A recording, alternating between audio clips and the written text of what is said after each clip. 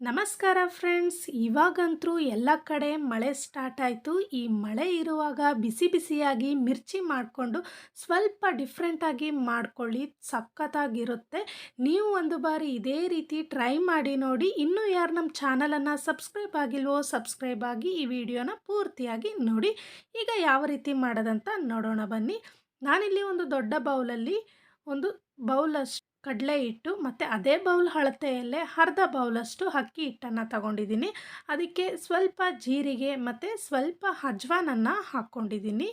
ಈಗ ಇದಕ್ಕೆ ಸ್ವಲ್ಪ ಹಿಂಗನ್ನು ಹಾಕ್ಕೊಂಡಿದ್ದೀನಿ ಮತ್ತು ಒಂದು ಅರ್ಧ ಟೇಬಲ್ ಸ್ಪೂನಷ್ಟು ಖಾರದ ಪುಡಿಯನ್ನು ಹಾಕ್ಕೊಂಡಿದ್ದೀನಿ. ರುಚಿಗೆ ತಕ್ಕಷ್ಟು ಉಪ್ಪನ್ನು ಹಾಕ್ಕೊಂಡಿದ್ದೀನಿ. ಇಷ್ಟನ್ನು ಹಾಕ್ಕೊಂಡ್ಮೇಲೆ ಇದಕ್ಕೆ ಬಿಸಿ ಬಿಸಿಯಾಗಿರುವಂಥ ಒಂದು 2 3 ಟೇಬಲ್ ಸ್ಪೂನಷ್ಟು ಎಣ್ಣೆಯನ್ನು ಹಾಕ್ಕೊಂಡಿದ್ದೀನಿ. ಎಣ್ಣೆಯನ್ನು ಹಾಕ್ಕೊಂಡ್ಬಿಟ್ಟು ಚೆನ್ನಾಗಿ ಇದನ್ನು ಮಿಕ್ಸ್ ಮಾಡಿಕೊಂಡು ಸ್ವಲ್ಪ ಸ್ವಲ್ಪನೇ ನೀರನ್ನು ಹಾಕಿಬಿಟ್ಟು ಕಲಿಸ್ಕೋಬೇಕು ಫ್ರೆಂಡ್ಸ್. ನೋಡಿ, ಈ ರೀತಿ ಕಲಿಸ್ಕೊಂಡು ಆದಮೇಲೆ ಇದಕ್ಕೆ ಒಂದು 1/4 ಟೇಬಲ್ ಸ್ಪೂನಷ್ಟು ಸೋಡಾ ಪುಡಿಯನ್ನು ಹಾಕ್ಕೋಬೇಕು. ಸೋಡಾ ಪುಡಿಯನ್ನು ಹಾಕ್ಕೊಂಡ್ಬಿಟ್ಟು ಸ್ವಲ್ಪ ನೀರನ್ನು ಹಾಕ್ಕೊಂಡ್ಬಿಟ್ಟು ಚೆನ್ನಾಗಿ ಇದನ್ನು ಮಿಕ್ಸ್ ಮಾಡ್ಕೋಬೇಕು.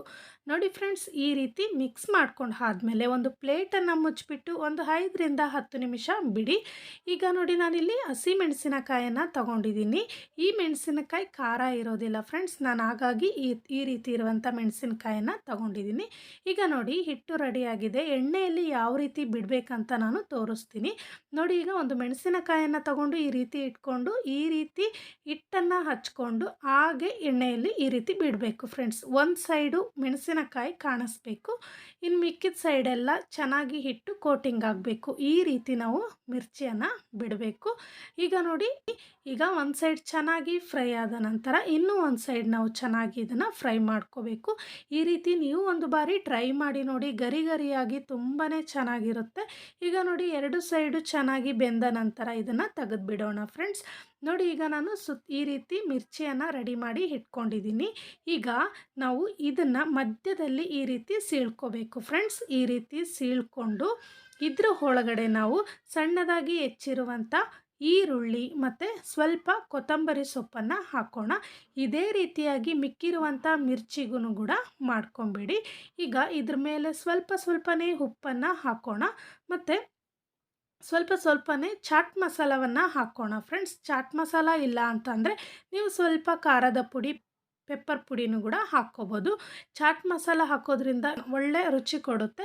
ಹಾಗಾಗಿ ಸ್ವಲ್ಪ ಚಾಟ್ ಮಸಾಲವನ್ನು ಹಾಕ್ಕೊಂಡು ಎಲ್ಲದಕ್ಕೂ ನಿಂಬೆಹಣ್ಣಿನ ರಸವನ್ನು ಹಿಂಡ್ಕೊಂಡ್ಬಿಟ್ರೆ ಸೂಪರ್ ಟೇಸ್ಟಿಯಾಗಿರುವಂಥ ಮಿರ್ಚಿ ರೆಡಿ ಆಯಿತು ಫ್ರೆಂಡ್ಸ್. ಖಂಡಿತ ಟ್ರೈ ಮಾಡಿ ನೋಡಿ, ನಿಮಗೂ ಕೂಡ ಇಷ್ಟ ಆಗುತ್ತೆ.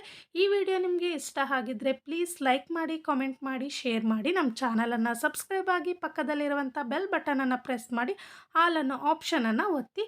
ಇನ್ನೊಂದು ಇಂಟ್ರೆಸ್ಟ್ ಆಗಿರುವಂಥ ವಿಡಿಯೋದೊಂದಿಗೆ ಬರುತ್ತೇನೆ. Keep watching. Thank you. Bye bye.